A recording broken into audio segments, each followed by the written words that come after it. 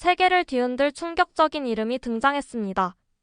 12척으로 133척을 꺾은 전설, 바다를 지휘한 장군 이순신입니다. 처음 그의 이름이 회의장에 오르자 사람들은 웃었습니다.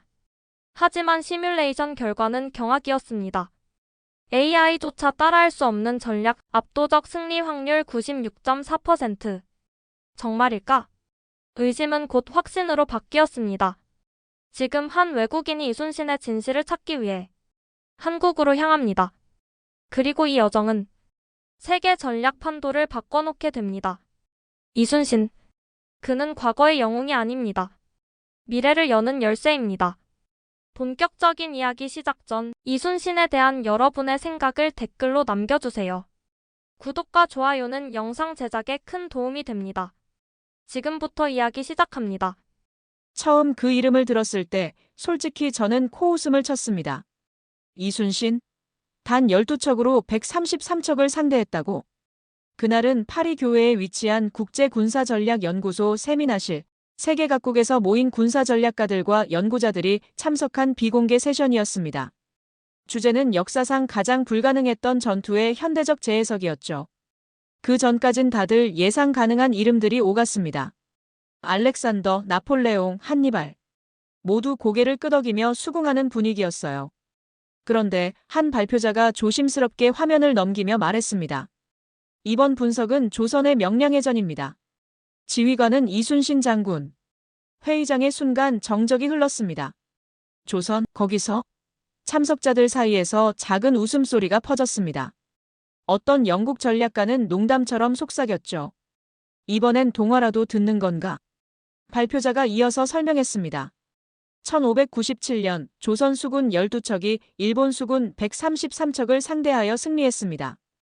AI 전투 시뮬레이션 결과 이순신의 승리 확률은 96.4%로 분석됐습니다.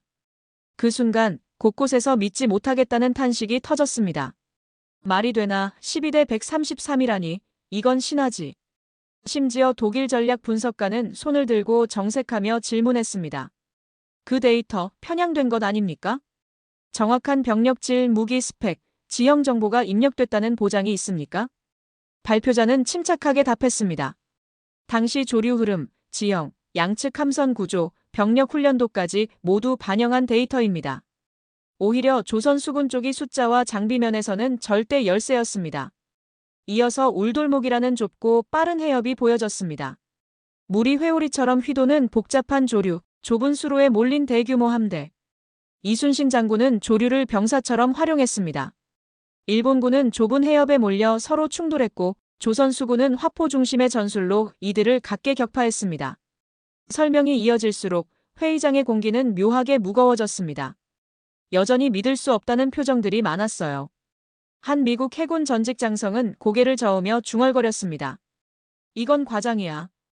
누구든 수치만 조작하면 이런 시뮬레이션 결과를 낼 수 있어. 프랑스의 군사역사학자는 조심스럽게 반론을 제기했습니다. 그러나 난중일기라는 직접 기록이 존재합니다. 전투 상황, 병사들의 상태, 심리까지 생생하게 기록되어 있습니다. 그럼에도 불구하고 한 이탈리아 전략가는 단호히 말했습니다. 단 12척으로 133척을? 현실적으로 불가능해. 우리가 모르는 뭔가가 있을 거야. 회의장은 작은 파도처럼 끌어올랐습니다. 조선 수군의 배는 어떤 구조였나? 판옥선이라는 독특한 구조였습니다. 상하 2층 갑판에 강력한 화포를 장착했고 방어력도 뛰어났습니다.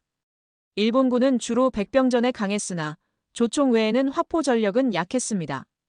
조류를 이용했다고? 조수간만 차를 전투 전략에 활용했다는 말인가? 네, 이순신은 해류 변동 시간까지 예측해 적을 유인하고 밀려드는 적선을 스스로 붕괴하게 만들었습니다. 설명이 계속되자 몇몇 참석자들의 얼굴이 굳어졌습니다. 처음에는 우스갯소리 같던 이야기가 점점 무겁게 다가온 겁니다. 단순한 기적이 아니었다는 거군. 어느 스웨덴 전략 분석가가 낮게 중얼거렸습니다. 그때 한 중동 출신의 군사 연구자가 조심스럽게 손을 들었습니다. 그렇다면 왜 우리는 이순신을 몰랐습니까? 왜 서구의 군사학에서는 그의 이름이 없었습니까? 그 질문에 모두가 잠시 침묵했습니다. 정말 왜 몰랐던 걸까? 어떤 이들은 고개를 돌렸고 어떤 이들은 펜을 만지작거렸습니다. 저 역시 멍하니 스크린을 바라봤습니다. 이순신 장군, 단순한 전설이 아니었습니다. 데이터로 검증되고 기록으로 남은 살아있는 역사. 회의는 시간이 지날수록 과열되었습니다. 저는 여전히 믿기 힘드네요. 아무리 환경을 이용했다고 해도 인간이 그런 결과를 낼 수 있나?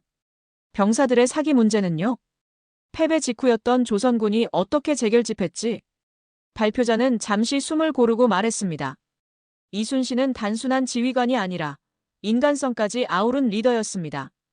난중일기에는 병사들의 상처를 걱정하고 밤새 기도하는 그의 모습이 그대로 담겨 있습니다.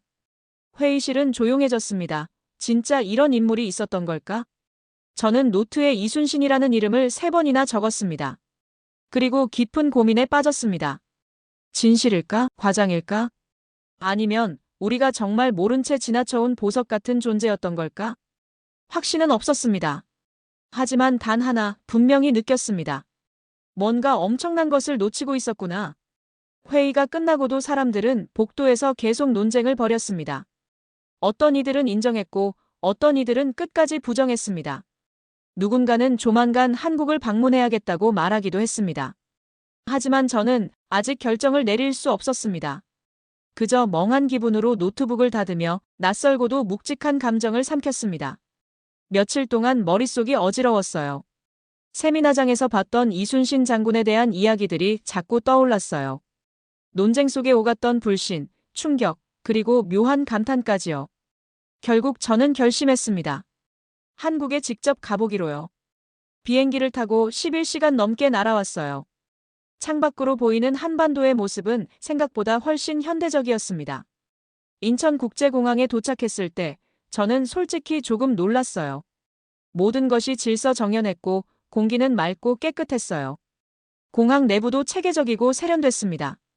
이 나라, 우리가 생각했던 동양의 이미지랑은 다르네. 처음으로 든 생각이었어요. 공항 리무진을 타고 서울 시내로 들어가는 길, 창밖으로 보이는 풍경은 복잡했지만 무질서는 없었어요. 건물들은 높고 깔끔했고 거리는 청결했습니다. 호텔에 짐을 풀고 저는 계획을 세웠습니다. 이순신 장군의 흔적을 쫓아가기로요. 첫 번째 목적지는 진도 울돌목이었어요. 명량해전이 벌어졌던 바로 그 바다요. KTX를 타고 남쪽으로 내려가는 동안 저는 내내 긴장했어요. 정말 그런 전투가 가능했을까? 12척으로 133척을 상대했다는 게 현실적으로 말이 될까? 진도에 도착했을 때 바닷바람이 세차게 불어왔습니다. 울돌목, 그 이름처럼 물살은 사납게 소용돌이치고 있었어요. 현장에서 직접 본 울돌목은 상상 이상이었습니다. 좁은 해협 사이로 몰아치는 조류, 숨 돌릴 틈 없이 휘몰아치는 물살을 보며 저는 절로 감탄했어요. 이순신 장군은 이 자연을 무기로 삼았구나. 직접 보니 이해가 됐습니다. 그 좁은 해협에 100척이 넘는 배가 몰려든다면 기동은커녕 스스로 부딪히고 넘어지는 게 당연했어요. 하지만 자연만 믿었다고 이길 수 있는 건 아니었어요. 해설사는 설명해줬습니다. 이순신 장군은 조류의 변화를 정확히 읽고 적이 혼란에 빠지는 시점을 기다렸다가 공격했습니다. 적들이 서로 엉키기 시작할 때 화포를 집중 발사하여 순식간에 격파했지요. 듣고 있자니 등줄기에 소름이 돋았어요. 이건 단순한 운이나 용기로 된 싸움이 아니었어요. 치밀한 계산과 통찰이 있었던 거예요. 해설사가 또 말했습니다. 당시 조선 수군의 판옥선은 상하 2층 구조로 되어 있었습니다. 상층에서 포를 쏘고 하층은 철벽처럼 방어를 했지요. 이에 비해 일본군의 배는 속도는 빠르지만 방어는 약했어요. 설명을 들으며 저는 다시 세미나장에서의 논쟁이 떠올랐어요. 12척으로 133척을 상대했다고. 그때 모두가 고개를 저었지만 지금 저는 이해할 수 있었어요. 이순신 장군은 단순히 싸운 것이 아니었습니다. 자연을 읽고 적을 읽고 자신의 병력을 한치 오차 없이 활용했던 것이었습니다. 울돌목 위에 세워진 작은 전망대에 올라서서 저는 한참이나 바다를 바라봤어요. 거센 물살 사이로 과거의 함선들이 부서지는 소리, 포성이 울리는 환영이 들리는 것 같았어요. 이런 곳에서 진짜로 12척이 133척을 상대했다는 거구나. 가슴이 먹먹했어요. 진도에서 돌아오는 길, 저는 곰곰이 생각했습니다. 어떻게 한 나라에 이런 인물이 존재할 수 있었을까? 단순한 무용담이 아니었습니다. 치밀한 전략, 병사에 대한 사랑, 나라에 대한 헌신. 그 모든 것이 겹쳐진 결과였습니다. 그리고 무엇보다 놀라웠던 것은 그가 단 한 번도 자만하거나 방심하지 않았다는 점이었습니다.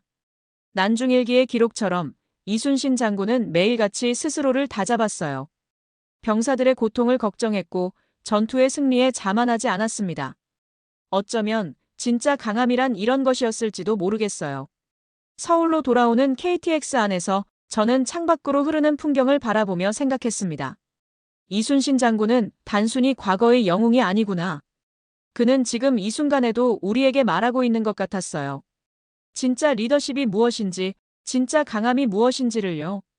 서울로 돌아와서도 마음이 쉽게 가라앉지 않았어요. 울돌목에서 본 거센 물살과 그 위를 지배했던 이순신 장군의 전략이 자꾸 머릿속을 맴돌았어요.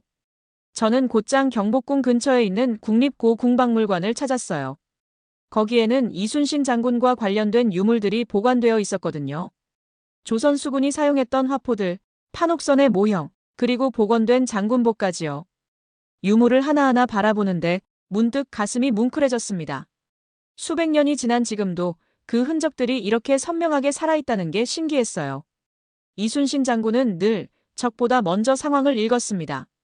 박물관 해설사의 말이 귀에 쏙 들어왔어요. 적이 조류를 이용할 줄 모른다면 그걸 이용해 이기는 것이고 적이 심리전에 약하면 사기부터 무너뜨리는 것이죠. 이순신은 그런 계산을 실전에서 완벽하게 실행했습니다. 해설사는 그렇게 말하며 미소를 지었어요. 그 표정에는 존경과 자부심이 가득 담겨 있었어요. 저는 생각했어요. 우리는 왜 이런 인물을 모르고 있었을까? 서양 역사에서는 늘 대륙을 정복한 영웅들만 주목했어요. 하지만 바다를 지배한 영웅, 자연을 이용해 승리한 전략가는 이순신 장군뿐이었어요. 박물관을 나와 경복궁 광장을 걸으며 저는 깊은 생각에 잠겼어요. 한국의 거리, 사람들, 그리고 이 땅의 숨쉬는 역사. 모든 게 새롭게 보였어요. 하루 만에 모든 걸 다 이해할 수는 없겠지만 하나만은 확신할 수 있었어요. 이순신 장군은 단순한 과거의 영웅이 아니다. 그는 지금 이 시대에도 통하는 리더십과 전략을 보여준 사람이었어요. 그리고 저는 그 진실을 세상에 알리고 싶다는 생각을 처음으로 품게 되었어요. 며칠 동안 한국 곳곳을 누볐어요. 울돌목, 통영 이순신 공원, 거북선 복원선까지. 발로 뛰며 눈으로 보고 가슴으로 느끼고 싶었어요. 그 과정은 정말 감동적이었어요. 가슴이 터질 것처럼 벅차기도 했고요. 하지만 이상하게도 마음 한켠이 서서히 무거워지기 시작했어요. 서울 시내에서 작은 전시관을 방문했을 때였어요. 이순신 장군 관련 자료들이 한가득 전시되어 있었어요. 진귀한 유물들과 전투 장면을 재현한 영상도 있었습니다. 처음엔 흥미진진했어요. 그런데 전시관 안을 둘러보던 다른 사람들의 반응이 묘했어요. 또 이순신 얘기야? 맨날 똑같은 얘기지 뭐. 10대 후반쯤 되어 보이는 학생들이 툭툭 거리며 웃었어요. 어떤 중년 부부는 아무런 감흥 없이 조용히 지나쳤어요. 처음에는 믿을 수가 없었어요. 내게는 이렇게 대단하게 느껴지는 인물인데 정작 이 나라 사람들은 별 감흥이 없어 보였거든요. 왜 이순신 장군을 이렇게 무덤덤하게 대하는 걸까? 가슴 한편이 서늘해졌어요. 그날 저녁 서울 명동에서 현지 친구를 만났어요. 자연스럽게 이순신 장군 이야기를 꺼냈어요. 그러자 친구는 쓴웃음을 지으며 말했어요. 대단한 분이라는 건 알아요. 근데 너무 많이 듣다 보니까 사실 실감이 잘 안 나요. 어릴 때부터 학교에서 매년 듣고 매년 행사하고 어디를 가도 동상 있고 벽화 있고 그러니까 좀 식상해진 거죠. 친구의 말은 무심했지만 저는 충격이었어요. 나는 지금 이순신 장군에게 인생 최대의 감동을 느끼고 있는데 정작 그를 가장 가까이서 배운 사람들은 이렇게 담담하구나 싶었어요. 혹시 이순신 장군은 진짜로 잊혀지고 있는 걸까 생각이 꼬리를 물었어요. 혹시 이 위대한 인물도 결국은 과거의 박제된 영웅으로 남게 되는 건 아닐까? 그날 밤 혼자 광화문 광장에 갔어요. 이순신 장군 동상이 서 있는 곳이었어요. 밤하늘 아래 솟아오른 동상은 위엄이 있었어요. 칼을 단단히 움켜쥔 채 묵묵히 남쪽을 바라보고 있었어요. 하지만 그 주위를 지나는 사람들은 너무 무심했어요. 누구도 고개를 들어 그를 바라보지 않았죠. 정말 잊혀진 걸까 한참을 서서 바라봤습니다. 차가운 밤 공기가 얼굴을 스치고 지나가더군요. 그때 문득 들려오는 소리가 있었어요. 조용히, 그러나 힘있게 울리는 소리였어요. 바람 소리였는지 아니면 이순신 장군의 숨결이었을까요? 그 순간 깨달았습니다. 진짜 위대한 것은 소리치지 않는다. 이순신 장군은 그렇게 조용히 이 나라를 지키고 있었습니다. 누구의 환호를 바라지 않고 누구의 칭송도 필요 없이 묵묵히 중심을 지키고 있었죠. 우리는 자주 눈에 보이는 것만 위대하다고 생각해요. 크게 떠드는 사람, 화려하게 조명을 받는 사람만 주목하죠. 하지만 진짜 강한 사람은 다르다는 걸 이순신 장군이 가르쳐주고 있었습니다. 이 나라는 그런 사람 덕분에 오늘도 존재하는 거였죠. 잠시 후 광화문을 지나던 한 중년 부부가 동상 앞에서 멈췄어요. 여자는 작은 목소리로 말했어요. 그래도 우리가 이렇게 살 수 있는 건 이분 덕분이야. 그 말을 듣는 순간 가슴이 울컥했어요. 드러내진 않아도 잊은 건 아니었어요. 소리치진 않아도 다들 가슴 한편에 이순신 장군을 품고 있었던 거예요. 그걸 깨닫는데 꽤 긴 시간이 걸렸어요. 저는 가방 속에서 조심스럽게 노트를 꺼냈어요. 거기엔 아직도 세미나장에서 적었던 이순신이라는 이름이 선명했어요. 그리고 조용히 한 줄을 더 적었어요. 진짜 영웅은 기억 속에 사는 것이 아니라 삶 속에 살아간다. 그날 밤 저는 깊은 숨을 쉬었어요. 서울 하늘은 맑았고 이순신 장군은 묵묵히 그 자리를 지키고 있었어요. 아무 말도 하지 않았지만 그 존재는 내 마음에 더 크게 다가왔습니다. 그날 이후 저는 서울 곳곳을 조금 다른 눈으로 보기 시작했어요. 거리 한복판에서 무심히 스쳐가는 사람들, 조용히 걸려있는 태극기, 광화문 광장 한편에 자리한 이순신 장군 동상까지요. 예전 같으면 그냥 지나쳤을 장면들이 이제는 조금씩 다르게 보였어요. 어느 작은 서점에 들렀을 때였어요. 서점 구석에는 한국 위인전 코너가 있었는데 거기서 이순신 장군 관련 책들을 발견했어요. 명량해전, 난중일기, 조선수군의 부활. 수십 권의 책들이 가지런히 꽂혀 있었어요. 책을 한 권 집어들었어요. 그 속에는 전투 기록뿐 아니라 이순신 장군이 병사 하나하나를 어떻게 살피고 어떻게 무너진 군대를 다시 세웠는지가 상세히 적혀 있었어요. 패할지언정 결코 먼저 죽지 않는다. 승리를 바라기 전에 먼저 백성의 고통을 생각한다. 이런 구절을 읽는데 마음이 뭉클해졌습니다. 누구나 승리를 꿈꾸지만 모두가 승리를 위해 목숨을 걸지는 않는다는 걸 이순신 장군은 이미 수백 년 전에 보여주었던 거였어요. 책장을 덮고 서점 밖으로 나왔어요. 거리에 부는 가을바람이 얼굴을 스쳤어요. 이순신 장군은 단순한 전략가가 아니었구나. 그는 이기기 위해 싸운 것이 아니었어요. 지켜야 할 것을 위해 포기하지 않고 버틴 것이었어요. 다시 광화문을 지나던 중 저는 우연히 초등학생 몇 명이 선생님과 함께 동상 앞에 서 있는 모습을 봤어요. 얘들아, 저분이 바로 이순신 장군이야. 나라를 위해 마지막까지 싸우신 분이지. 선생님은 아이들에게 이렇게 설명했어요. 아이들은 고개를 끄덕이며 동상을 바라봤어요. 그 작은 손길로 조심스럽게 깃발 아래를 만져보기도 했어요. 그 모습을 보고 있자니 괜히 눈시울이 뜨거워졌어요. 이순신 장군은 잊히지 않았구나. 사람들이 매일매일 그의 이름을 외치지는 않지만 그 정신은 이렇게 조용히 이어지고 있었어요. 한 사람, 한 사람의 가슴 속에 묵묵히 심겨 있는 거였어요. 나는 느꼈어요. 진짜 위대함은 목소리가 크다고 증명되는 게 아니라는 걸요.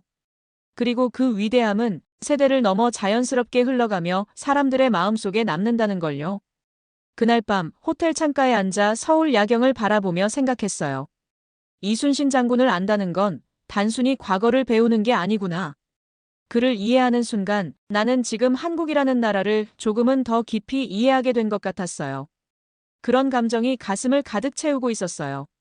프랑스로 돌아가는 비행기 안, 저는 창밖을 가만히 바라봤어요. 구름을 뚫고 떠오르는 햇살이 눈부셨지만 마음은 차분했어요. 이걸로 끝나서는 안 된다. 이순신 장군은 단순히 제가 감탄하고 끝낼 존재가 아니었어요. 그 정신을, 그 위대한 리더십과 전략을 세상에 알려야 했어요. 프랑스에 도착하자마자 저는 바로 움직였어요. 머릿속에는 이미 하나의 목표만이 선명하게 자리 잡고 있었어요. 이순신을 세계에 알린다. 국제군사전략 포럼 참가 신청서를 작성하면서도 손이 떨렸어요. 주최 측에서는 처음에 의아해했어요. 이순신? 조선시대의 지역 영웅 아닌가요? 국제적 영향력이 있었던 인물은 아닌데요. 차가운 반응이 돌아왔어요. 솔직히 순간 흔들릴 뻔했어요. 하지만 곧 마음을 다잡았어요. 지금 몰라도 괜찮다. 알게 만들면 되니까. 밤을 새워 자료를 준비했습니다. 울돌목의 조류 흐름, 판옥선의 구조, 난중일기 속 인간적인 기록들, 그리고 무엇보다도 이순신 장군의 전략이 지금의 21세기에도 통하는 이유를 논리적으로 정리했어요. 슬라이드 한 장 한 장에 혼신의 힘을 담았어요. 발표 당일. 수백 명의 군사전략가와 연구자들이 앉아있는 회의장. 숨소리조차 긴장감에 묻혔어요. 제 차례가 되었을 때 저는 마이크 앞에 섰어요. 목이 타들어갔지만 저는 침착하게 시작했어요. 오늘 저는 여러분께 한 인물을 소개하고자 합니다. 그는 조선이라는 작은 나라에서 태어나 바다를 병사로 삼고 운명을 짊어지고 싸운 지휘관이었습니다. 그의 이름은 이순신입니다. 스크린에는 거센 조류가 소용돌이치는 울돌목과 단단히 무장한 판옥선의 모습이 비쳤어요. 이순신 장군은 단순히 적을 무찌른 것이 아닙니다. 그는 자연을 읽고 인간을 통찰하며 전장을 통제했습니다.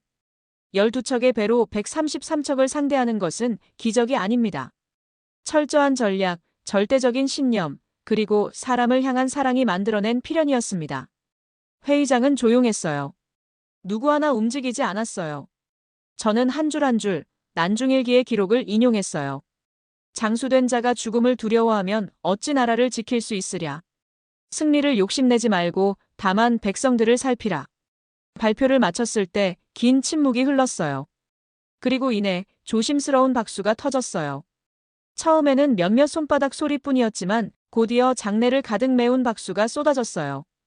그날 이후 변화가 시작됐습니다. 프랑스 주요 언론사들은 이순신 장군에 대한 기사들을 연달아 내보냈어요. 바다를 지배한 전략가 세계가 주목하다. 이순신, 인류 리더십의 새로운 교과서 같은 제목이 신문을 장식했어요. 국방부 산하연구소에서도 이순신 전술 사례 분석 보고서를 따로 만들겠다고 제안했어요. 프랑스 국립군사박물관은 이순신 장군 특별 전시회를 기획했습니다. 거북선 모형, 명량해전 디오라마, 난중일기 사본이 전시될 예정이었어요. 그리고 저는 한국 대사관과 협력해 이순신, 인류를 지킨 바다의 수호자라는 제목의 다큐멘터리 제작을 공식 발표했어요. 사람들은 물었어요. 왜 이제야 알게 된 거지? 왜 이 위대한 인물을 우리는 몰랐던 거지? 그 질문이 저를 뭉클하게 만들었어요. 하지만 늦지 않았어요. 이제라도 세계가 알아주기 시작했으니까요. 밤늦게 집으로 돌아오는 길, 에펠탑 너머로 서울을 떠올렸어요. 광화문 광장 한가운데 묵묵히 서 있는 이순신 장군의 모습이 눈에 아른거렸어요.